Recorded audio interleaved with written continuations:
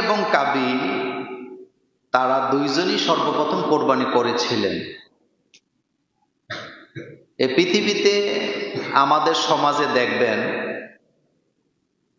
একজন বাপ সে যখন যৌবন অবস্থায় বিয়ে করে, খুব মনোযোগ দিয়ে কথাগুলি শুনবেন,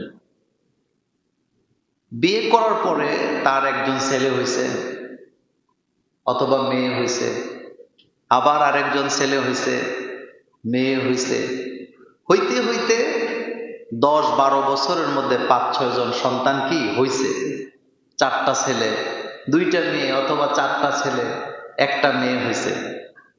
হওয়ার পরে ভাই বোনের মধ্যে এত মিল থাকে যেটা দেখে তার মা বাপ কখনো কল্পনাই করে না যে আমার ছেলে মেয়ের মধ্যে কখনো দ্বন্দ্ব হওয়ার সম্ভাবনা নাই।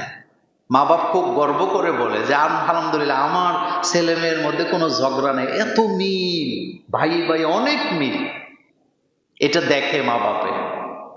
কিন্তু যে মাত্র ছেলেগুলি অ্যাডাল্ট হয়, বুঝতে শিখে, কামাই রুজিতে যায়, তখন কখন যে ভাইয়ে ভাই অমিল হয়ে গেছে এটা মা বাপে টেরই পায় না, টেরই পায় না।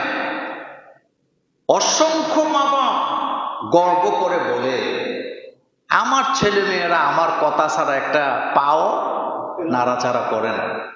কিন্তু কখন যে ছেলে মেয়েগুলা নিজের আয়ত্তের বাইরে চলে গেছে এটা মা বাপ স্বপ্নেও টের পায় না। এই কথাটা সত্য না মিথ্যা?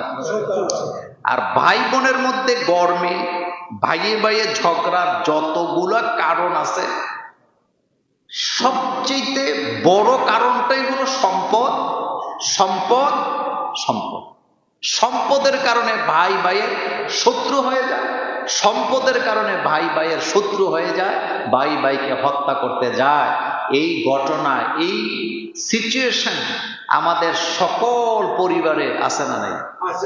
সকল পরিবারে আছে। এই জন্য কোনো না কোনো ভাইকে স্যাক্রিফাইস করতে হয়। বাপের বাড়িটা ভাগ করার সময় সবাই চায় ভালো অংশটা নিতে, কথা কি ঠিক বললাম? একজন সে এত এগ্রেসিভ যে এই জায়গাটাই আমার লাগবে, এটা ভিতরের সাউন্ডটা একটু কমাও, খুব কানে লাগে। একজন এগ্রেসিভ যে এই জায়গাটাই আমার লাগবে, বাকি দুইজন যদি স্যাক্রিফাইস না করে জীবনেও সমাধান হওয়ার সম্ভাবনা নেই। কথাটা কেন বললাম? হযরতে আদম আলাইহিস সালামের 2 ছেলের মধ্যে মারামারি, দ্বন্দ্বটাও সেম সম্পদের কারণে হয়েছে। আদম আলাইহিস সালামের সন্তানরা যখন পৃথিবীতে ছিলেন তখন তো পৃথিবীতে আর কোনো পরিবার নাই। সেই সম্পদটা কি ছিল? সম্পদটা ছিল একটা বিয়ে নিয়ে ঝগড়া লাগছে। অর্থাৎ আদম আলাইহিস সালামের প্রথম অবস্থায় 1 ছেলে 1 মেয়ে হয়েছে, দ্বিতীয় অবস্থায় 1 ছেলে 1 মেয়ে হয়েছে। আপন ভাই বোনের মধ্যে বিয়ে জায়েজ নাই। সেজন্য আল্লাহ পাক তার সুন্নাহ, তার সিস্টেম, সৃষ্টির প্রথম তিনি আইন করে দিলেন। আল্লাহ পাক বললেন প্রথমবারের ছেলের সাথে দ্বিতীয়বারের মেয়ে, আর দ্বিতীয়বারের ছেলের সাথে প্রথমবারের মেয়েকে কস কানেকশনে বিয়ে দিয়ে দাও। সুবহানাল্লাহ পড়বেন না? এই আইনটা কার? কিন্তু এটা মেনে নিতে পারে নাই কাবিল। কে মানে নাই? আল্লাহ রাব্বুল আলামিন বলেন আতলু আলাইহিম নাবা আবনাই আদম বিল হক ইয ক্বাররাবা কুরবানান ফাতুকব্বিলা মিন আহাদিহিমা ওয়া লাম ইউতাকাব্বাল মিনাল আখার। নবীকে আল্লাহ পাক বললেন, হে নবী, অতলু আপনি তেলাওয়াত করেন, মানুষকে শোনায় দেন। আদম আলাইহিস সালামের 2 পুত্রের বৃত্তান্ত, তাদের ঘটনাকে বলে দেন। তাদের 2 জনের মধ্যে যখন কোরবানি করেছিলেন, একজনের কোরবানি আল্লাহ কবুল করেছেন, দ্বিতীয় জনের কোরবানি কবুল করেন নাই। আল্লাহ পাক বলেন কেন করে নাই? তার কারণ হলো ক্বালা লা আকতুলান্নাকা।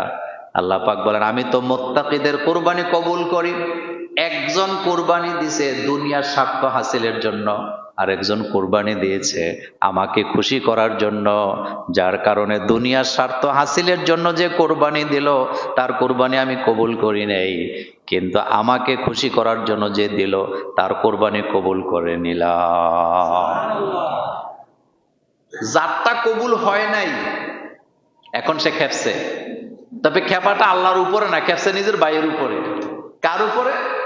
আল্লাহ সিদ্ধান্তে সে খুশি হতে পারে নাই।